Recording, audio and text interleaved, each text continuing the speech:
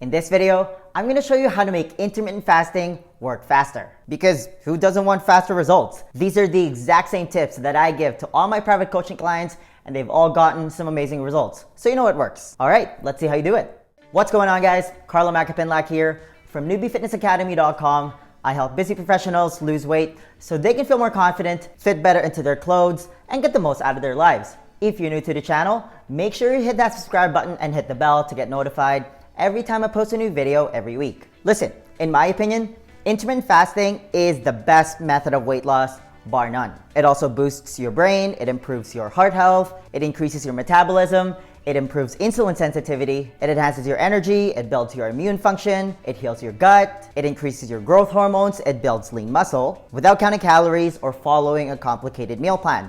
And it's free.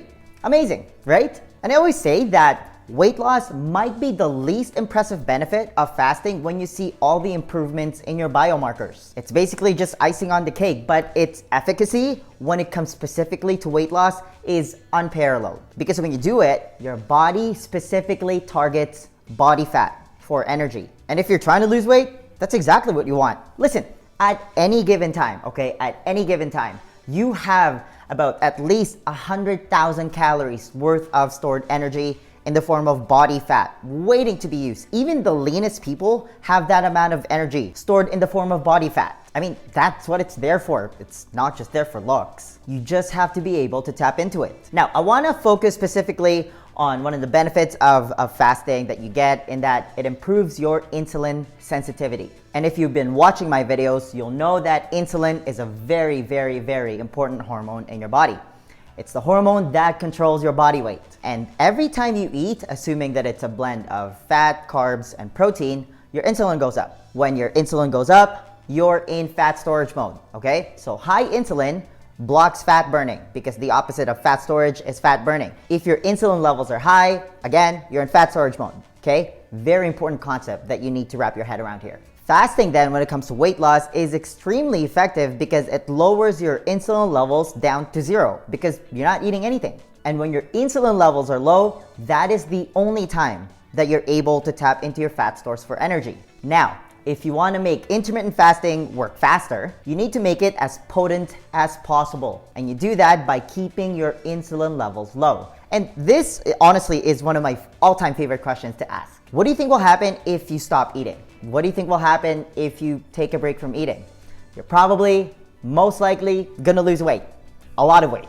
It's honestly really just a matter of compliance. The problem is, fasting doesn't really move any product because you're not eating anything. So it's not really that popular when it comes to food companies. It also gets shunned by people from the school of bro science. You know, these people are stuck in their old ways. They haven't read a book since God knows when. But here's the thing, fasting has been around since the beginning of time. I mean, back then, it wasn't really by choice. You know, back in the Paleolithic times, our ancestors, when they couldn't hunt any animals, they were forced to fast. And that's how we evolved to tap into stored energy in the form of body fat for energy when there was no food available. That's how your body works. And every religion has some sort of fasting built in when it comes to their beliefs. Think about Muslims, for example. They fast during Ramadan season, from sunrise to sunset. Now, yes, everyone is different. Not every diet is for everyone. I get that. You know, this video isn't all about whether you should go vegan, vegetarian, carnivore, should you go IIFYM, or should you go low carb, or whatever.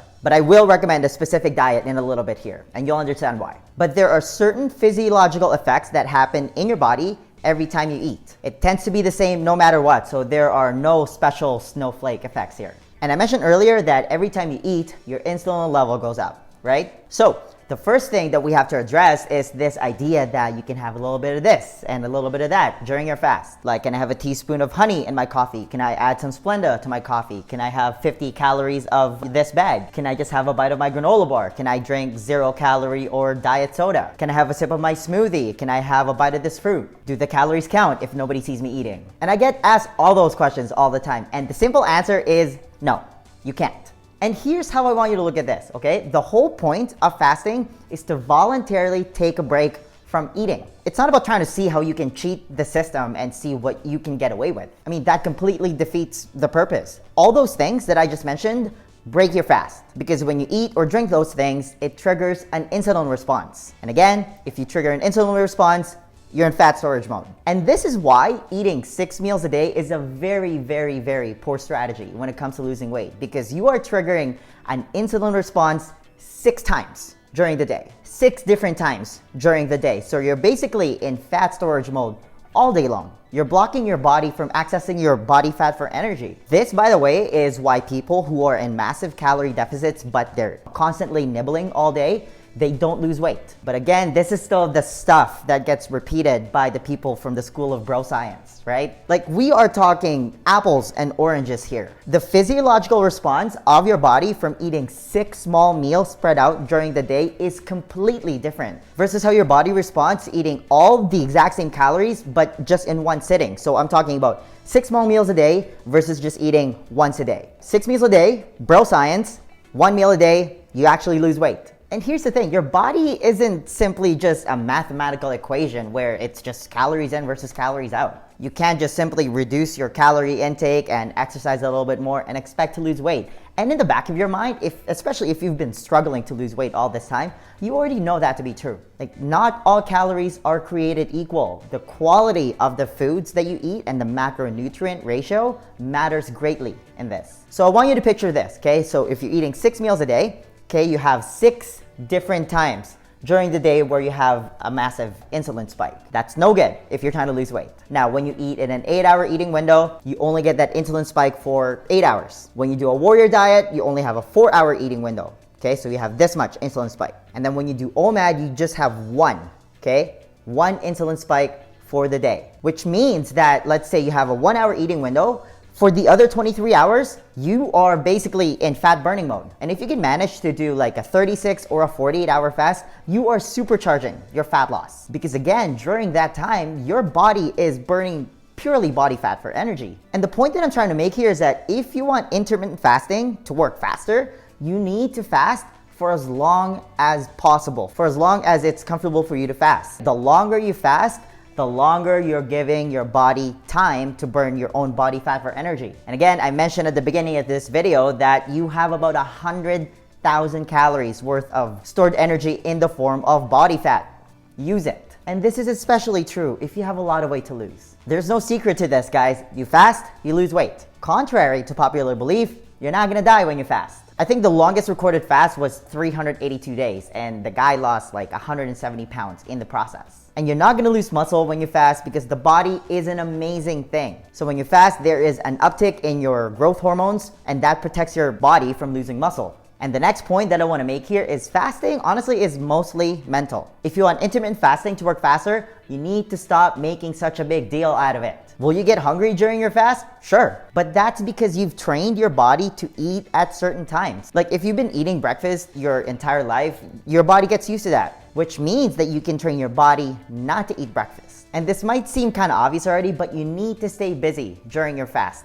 Don't think about it. Boredom is the #1 enemy of fasting. And this is a pretty big problem that a lot of people have, right? Is that we just eat out of habit and we use food to entertain ourselves. Like, every time you feel like you need to eat, just ask yourself, are you really hungry or are you just bored? And at the same time, when you're fasting, you need to put yourself in the best position to succeed. So, try not to cook when you're fasting. Don't go grocery shopping. I mean, that's basically torture. Try not to schedule lunch meetings when you're on a fast. And this is especially true when you're new to this and you haven't built up, the willpower to say no to temptations, because they are everywhere. And I always say that you should schedule your fast around your life, not the other way around. Now remember, exercise makes you more insulin sensitive and activity burns calories. And if your insulin levels are dropped and your human growth hormones are increased, and those two things happen when you fast, then body fat becomes the main target for energy. Again, if you're trying to lose weight, this is exactly what you want. So if you want intermittent fasting to work faster, I would start introducing fasted workouts into your routine. Here's the thing.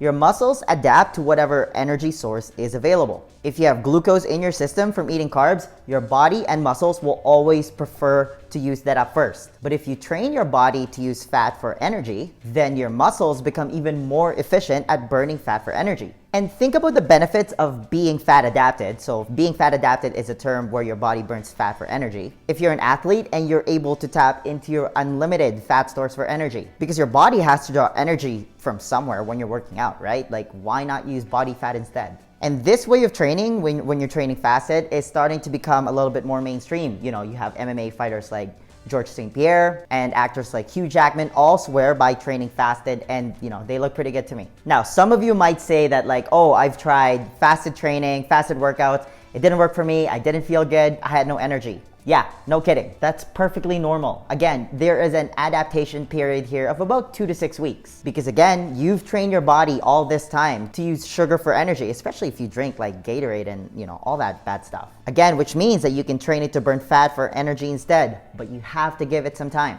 Again, it takes about 2 weeks for your body to adapt. So give this an honest effort, because the human body is such an amazing thing. Again, this is how we evolved as human beings. This isn't anything new. If you give yourself 2 weeks, I promise you, you're gonna start to feel great, you're gonna start to have more energy, and you're gonna lose a lot of weight. And you're gonna come back to this video, you're gonna comment below and say, Carlo, thank you.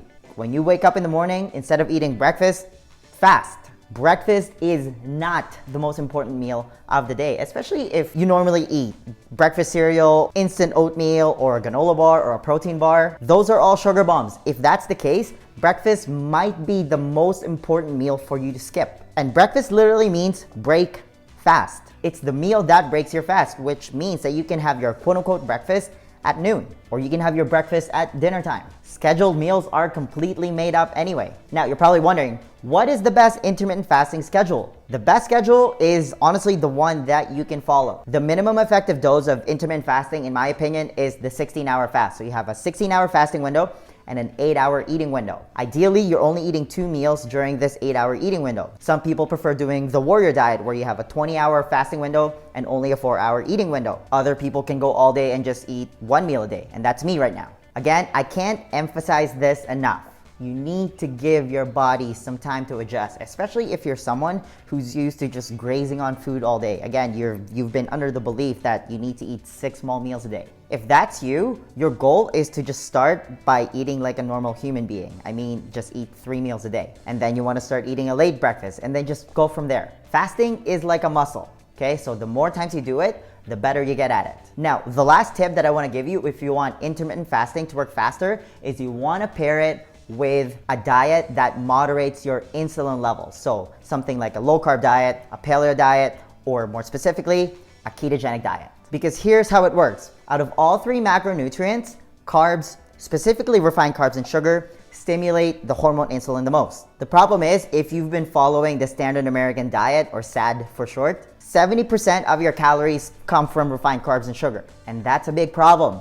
Protein, on the other hand, stimulates insulin as well, but a lot of people have a good grasp of how much protein they should eat, while fats stimulate insulin the least amount. So you want to pair intermittent fasting with a diet that keeps your insulin levels low. And if we're strictly talking about what the best diet is when it comes to achieving that, there is nothing better than the ketogenic diet. So again, fasting keeps your insulin levels low, your body gets into a state of ketosis, and that's where your body is burning fat for energy. And if you pair it with a diet that keeps you in nutritional ketosis, and that's where the name ketogenic comes from, you keep your body in a state where it's always just burning fat for energy, whether it's from the foods that you eat or your own body fat for energy. So when you eat, you don't have these massive insulin spikes that you get from eating refined carbs. And that's what happens with people that eat a high carb diet and they do intermittent fasting and they don't get good results from it. But if you follow a low carb diet, you only have minimal insulin responses because again, it's a diet that moderates your insulin levels. So as you can see, if you want intermittent fasting to work faster,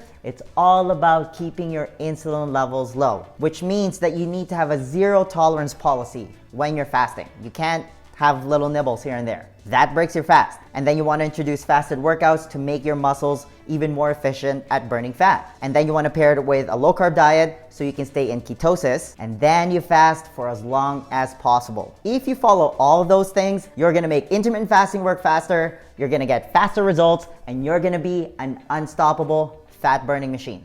The next question then becomes, how are you actually supposed to eat if you want to lose weight? Because here's the thing, 80% of your body composition is determined by your diet.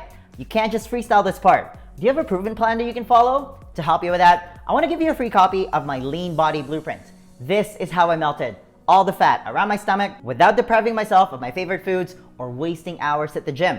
It's a simple 4-step process specifically designed for busy professionals, and it's the exact same blueprint that I teach to all my private coaching clients, and they've all gone to see some amazing results. If you want to be the next success story, then download your free copy of the Lean Body Blueprint right now. There's going to be a link somewhere at the top here or in the description box. Just click on it, type in your email, and I'll send it to you right away. All right, that's all I've got. Give this video a thumbs up if you enjoyed it and share it with your friends. Please subscribe to my channel if you haven't already. I post a new video every week. And hey, leave a comment below if you have any questions about this video. Thanks for watching, and I'll see you in the next video. First, a high five.